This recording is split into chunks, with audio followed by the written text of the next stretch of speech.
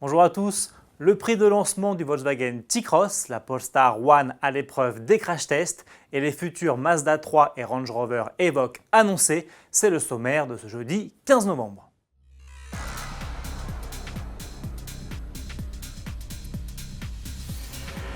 Présenté il y a quelques jours, le nouveau SUV de la famille Volkswagen, le petit T-Cross, n'arrivera en concession qu'au printemps 2019.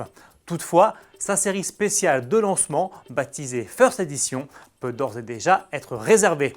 Reconnaissable notamment à sa livrée extérieure blanc pur et à son adhésif spécifique sur le montant de custode, celle-ci s'installe tout en haut de la gamme et dispose de série de la climatisation automatique bizone, d'un régulateur de vitesse adaptatif, de sièges avant chauffants, d'une caméra de recul ou encore d'un détecteur d'angle mort. Un combiné d'instrumentation digitale de 10,25 pouces et un système multimédia avec écran tactile 8 pouces et navigation GPS figure également au programme. Proposé avec une seule motorisation, le 1 litre TSI essence de 115 chevaux avec boîte manuelle 6 rapports est disponible en quantité limitée. Le Volkswagen T-Cross First Edition est affiché au prix de 26 300 €. Comme le T-Cross, la Polestar 1 s'apprête elle aussi à débarquer en concession. En attendant, le coupé hybride rechargeable de 600 chevaux poursuit son développement en passant par l'incontournable épreuve du crash test. Polestar a en effet voulu évaluer la résistance de l'une de ses composantes essentielles, la fibre de carbone, qui se retrouve notamment sur le capot, le coffre, les panneaux latéraux, les portes et l'intégralité de la structure du toit. La marque a ainsi simulé une collision frontale en propulsant le véhicule vers une barrière fixe à 56 km/h.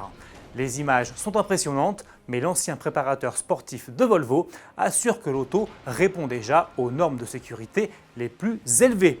Attendue l'an prochain, la Polestar 1 sera proposée au tarif de 155 000 €. Du côté de chez Land Rover, on prépare activement la présentation du nouveau Range Rover Evoque.